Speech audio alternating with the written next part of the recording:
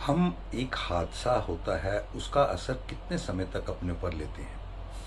हमारी ज़िंदगी में बहुत सारे हादसे होते हैं, हमारे अड़ोस पड़ोस में, लोगों के साथ, समाज में, फैमिली में, सब जगह किसी न किसी तरह का कोई ना कोई हादसा हो ही जाता है।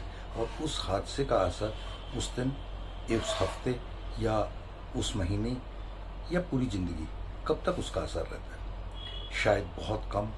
और हम बहुत ज़्यादा जल्दी चीज़ें भूल जाते हैं, यहाँ तक कि किसी की गलती और किसी की बहुत बड़ा एहसान भी भूल जाते हैं। इन्हीं बातों को लेकर के आज का जो कंप्लीट फाइनेंशियल प्लानिंग का आज का हमारा एबीसी जो फाइनेंशियल प्लानिंग की है उसके ऊपर बात करते हुए PQR पर बात करेंगे।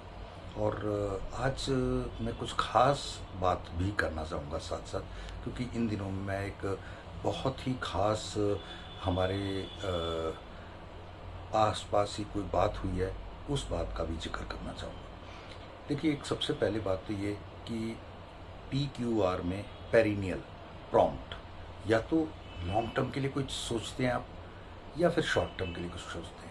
आपके ऊपर किसी भी चीज़ का हर असर हुआ, उस समय आपने कोई फ़ैसला लिया, तो अगर उसको चलाते रहे तो वो फ़ैसला आपके जीवन को बदल देगा। अगर आपने वो फ़ैसला लिया था और उसके बाद धीरे धीरे मिटता हुआ मिट गया, तो वो समझ लीजिए ठीक है, उस मोमेंट का लिया हुआ एक गर्मी का फ़ैसला था और वो उसी के साथ ख़त्म हो गया।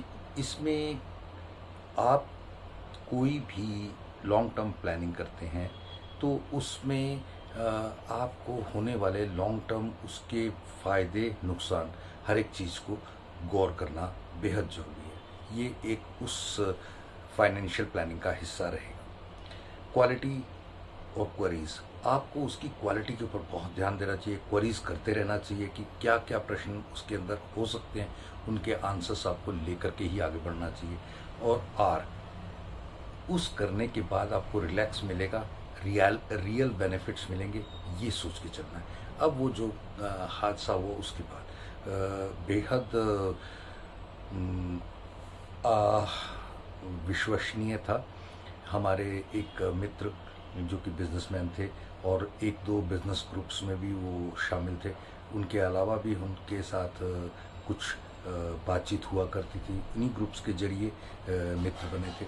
तो कई मित्रों को वो कुछ एक काम करते थे बिज़नेस, तो CCTV वगैरह कुछ करते थे, तो उसको हम सजेस्ट करते थे कि आप इनसे लगवाएं वगैरह, क्योंकि उनकी अच्छी विश्वसनीयता थी। तो अचानक से वो कूच कर गए, संसार में नहीं रहे। तो उसके बाद ग्रुप में एक हलचल हुई कि उनके लिए कुछ 200-200 रुपये इकट्ठे करके 8-10 हज़ार रुपये उनके परिवार को दिए जाने चाहिए पर मंथ। तो ऐसे लगा जैसे कोई तीर चला रहा है सीने पर, उनके परोपकार करने के ऊपर नहीं। मतलब हालात इतनी जल्दी ऐसे बदल गए कि वो व्यक्ति का परिवार जो कभी किसी के आगे झुकने का विचार ही नहीं था, वो आज उस परिवार के लिए लोग ऐसा भी सोच सकते हैं। तो मेरा एक विचार है आप सभी के लिए कि आप सबके पास बहुत अच्छी पॉलिसीज, प्लानिंग, सब कुछ होना ही चाहिए, होगा ही। लेकिन अगर कहीं उसका एनालिसिस करना चाहते हैं कि ये कम तो नहीं है, ये ज़्यादा कौन सी चीज़ अच्छी होनी चाहिए, कौन सी नहीं होनी चाहिए, उसके ऊपर विचार करना है, तो आप एक बार फ़ोन नंबर है ज़रूर बात करें, क्योंकि ये जीवन की बात है। मेरे रहते रहते मेरे परिवार पर कोई मुसीबत आएगी तो मैं ढाल बन के खड़ा हो जाऊंगा, संभाल लूँगा।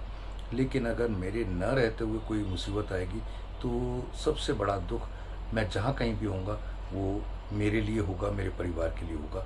इसलिए आज ही इंतजाम कर दिए जाना चाहिए। कोई बहुत बड़ी कहानी नहीं है, छोटी छोटी चीज़ों से बहुत बड़े बड़े इंतजाम हो जाते हैं। एक बार बैठने की बात है, कहते हैं ना, एक मुलाकात ज़रूरी है सब। तो आप सब प्रयास करें कि हम एक बार बैठें, इंडिविजुअल या ग्रुप में, तो ज़रूर उसके ऊपर बात करेंगे, ताकि हम और हमारा परिवार, जिसके लिए सारी चीज़ें बहुत इम्पोर्टेंट हैं, उनके लिए कुछ अच्छा सोचें और विचारें। Thank you. जय हिंद।